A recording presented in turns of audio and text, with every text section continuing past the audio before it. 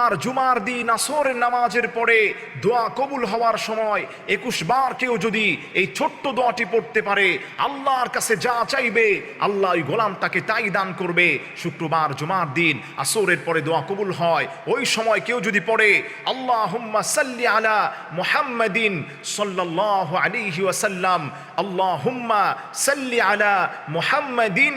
সাল্লাল্লাহু আলাইহি ওয়াসাল্লাম, এই দোয়াটা যদি কেউ শুক্রবার জুমার দিনে আসরের নামাজের পরে 21 বার পড়ে আল্লাহর কাছে যা চাইবে, নবীজি সাল্লাল্লাহু আলাইহি সাল্লাম বলে দিয়েছেন ওই গোলামটা আল্লাহর কাছে চাইতে দেরি হবে, আল্লাহ পাক ওই গোলামের সমস্ত দোয়াগুলোকে কবুল করতে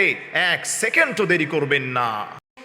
আর জুমার দিন আসরের নামাজের পরে দোয়া কবুল হওয়ার সময় 21 বার কেউ যদি এই ছোট্ট দোয়াটি পড়তে পারে, আল্লাহর কাছে যা চাইবে আল্লাহ ওই গোলামটাকে তাই দান করবে।